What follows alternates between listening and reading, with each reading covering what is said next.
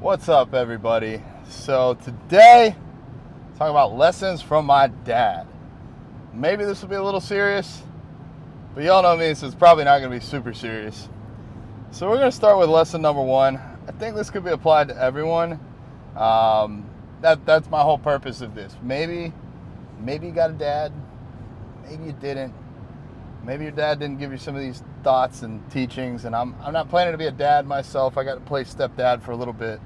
But I do think this is valuable. I think this is good to put out there for free.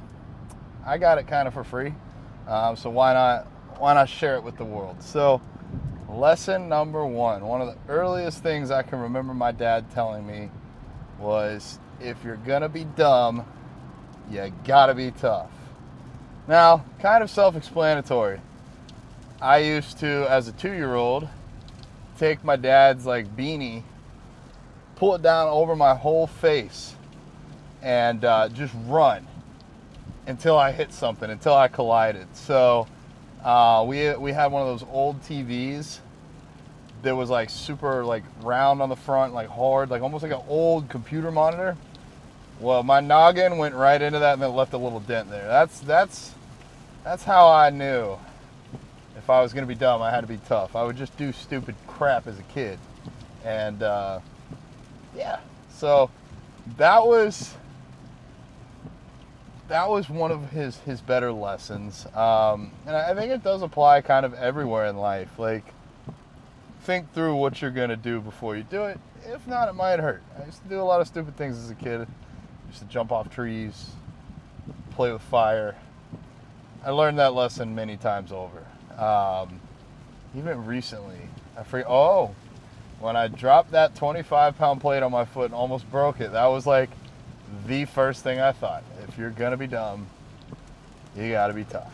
So that's the first one. I was just kind of thinking through these on my drive back to the dentist, because I don't do that enough. Another one that I feel like is really solid, that applies to a specific area but could be used elsewhere, is measure twice, cut once.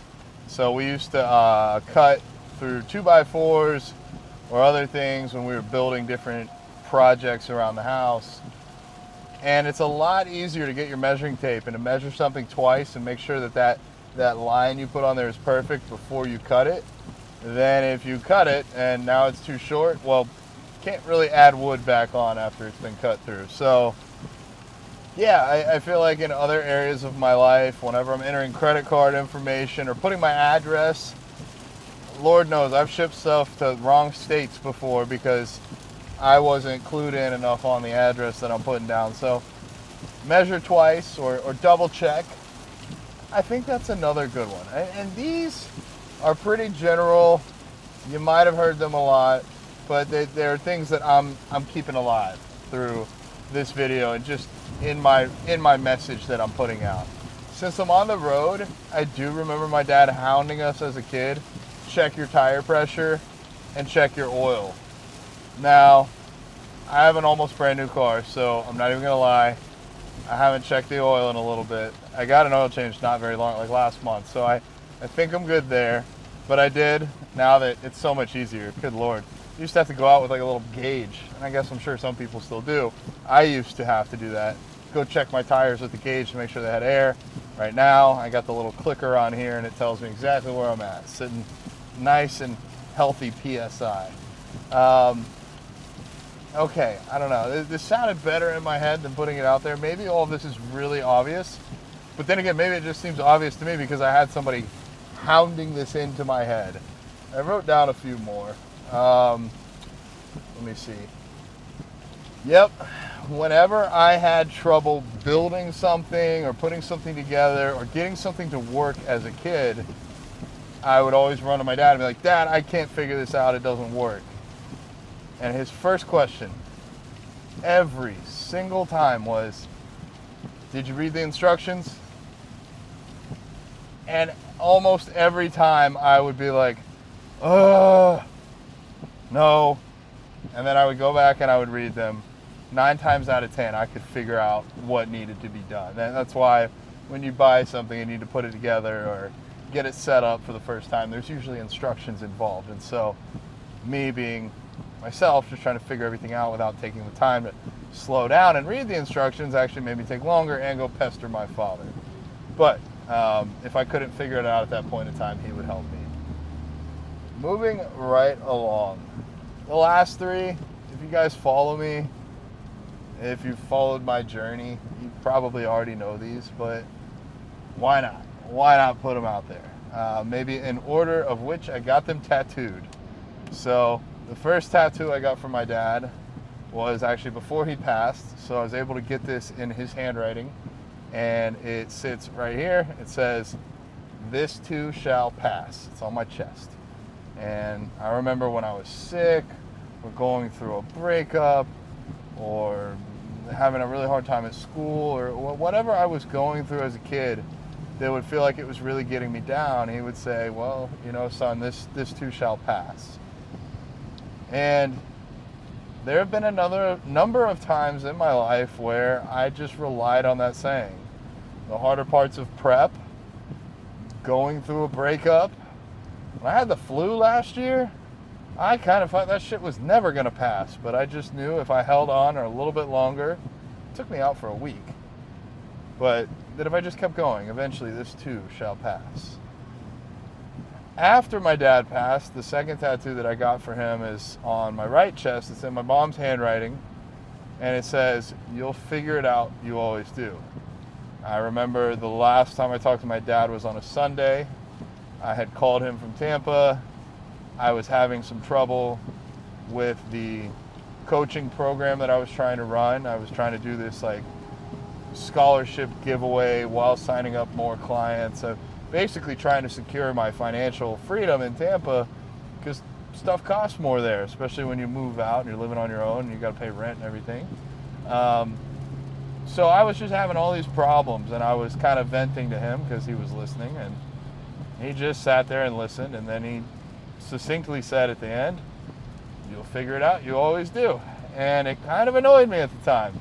The first time I heard those words, I was not super receptive. I was like, well, you're just dismissing all these giant problems that I have. You know, mind you, he's got cancer in the hospital. At that point in time, in my defense, he was supposed to be going home.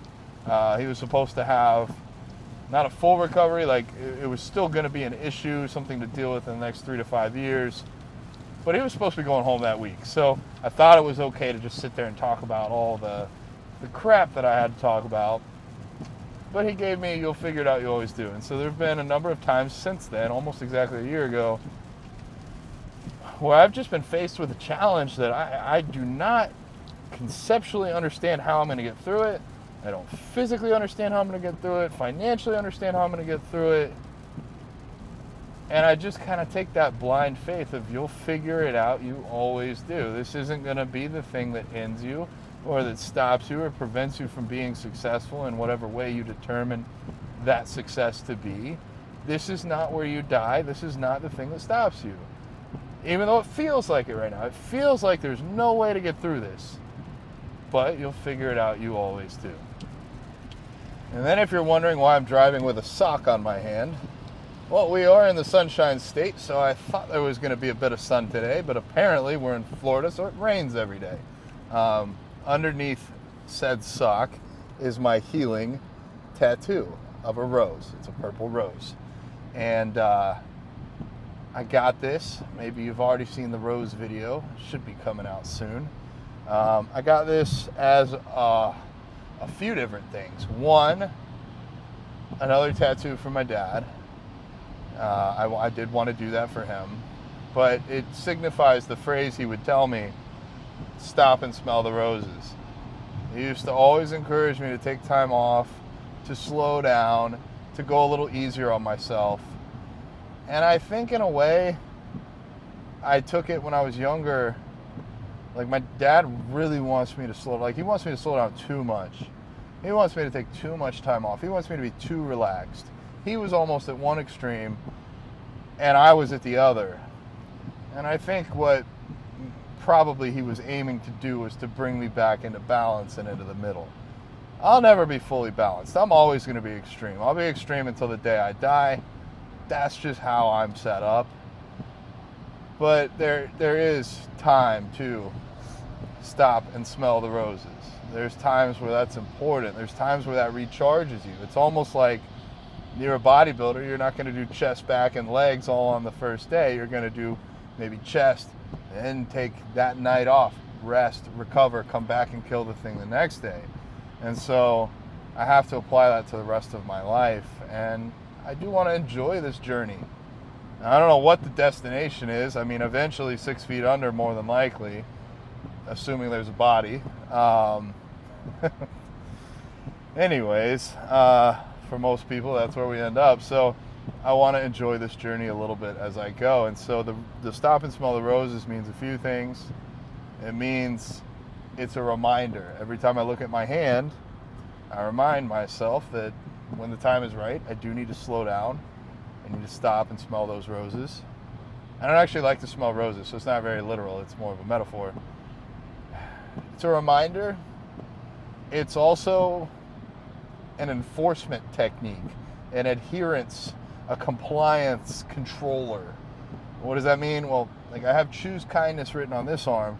So if this guy in the Ford Bronco cuts me off, I'm not just going to flick him off and be like, fuck you, bro. Because that wouldn't be very kind. So in the same sense, I have this on my hand. I'm going to be a giant hypocrite if I never take any time off, if I never slow down. And so I actually forced myself to slow down and take a couple days off here and there prior to getting to this tattoo done to prove to myself that I could do it. And now that I've gotten it, it's to hold myself accountable and make sure I keep doing it. So my dad has had a huge impact upon my life, and some of it you don't think about while they're still here. Maybe you do. I think it depends. I'll just be very blunt and transparent here. I had a much closer relationship with my mom. It was easier to talk to her. She listened more. She didn't try to tell me what to do quite as often, more of just be a safe space and a place for me to vent and be open. I used to even tell myself, if I want a friend and I want somebody that's going to listen to me and have my back every time, I'll go to my mom. If I got a problem that I really can't figure out and I want somebody to give me some sort of direction, in that case I would go to my dad. It would depend on the problem. But since we had a little bit of a headbutt style relationship, I think I allowed that to cloud some of the positive things that I've tried to share here with you guys. It's not, I'm not even going to say I had a bad childhood or anything like that. I had it pretty good. I know a lot of friends that have had much harder times with their families. And so I don't mean to compare myself to other people.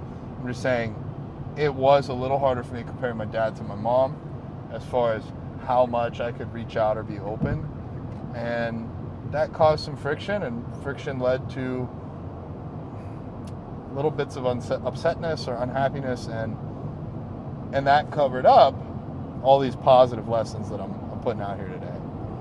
Kind of feel like I'm just rambling, but hopefully you learned at least one new little trick here. Next time you go on a road trip, you check your tire pressure.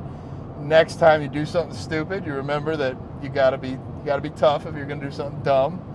I don't know. They're just little things, and maybe this is just my way of keeping his memory alive and trying to help other people in their journey the way he did on mine. So whatever you're going through right now, figure it out. You always do.